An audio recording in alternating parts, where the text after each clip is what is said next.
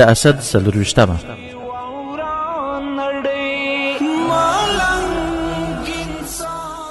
امریکا په افغان خاوره لویه غمیزه راوسته، نه یې کور و کلی روغ پرېښود، نه یې ښار او بازار، خو انتقام ته یې په رب توکل کوونکي راووتل او داسې مېړانه یې ثابته کړه چې تاریخ لا ویاړ پې کوي.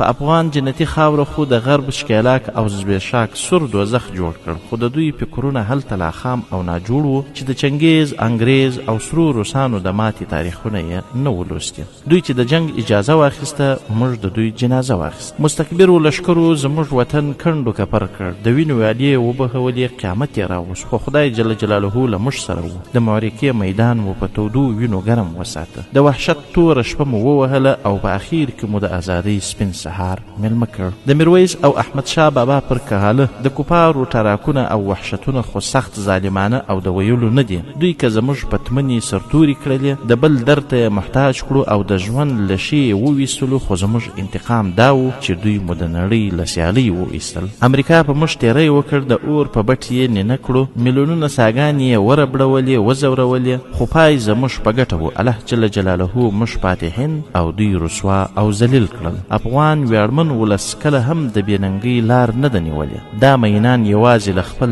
رب ویرېدونکي دي. د کفر استعمار او استثمار له توپ و ټانګ زره ویره هم محال ده. د افغان تورزنو مټې اوسپنیزې دي. د میرسمنې مغرورې امریکا په څیر لوی طاقت یې داسې تسو نس کړ چې بیا به په دې ویاړمنه خاوره د تیري سوچ ونه کړي.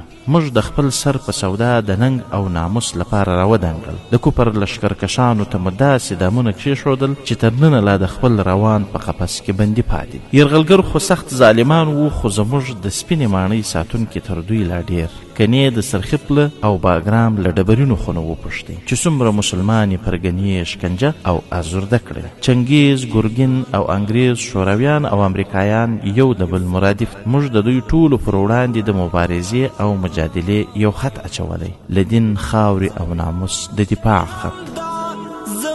خوږ عمارت ورسره فرشتي د نصرت او ملت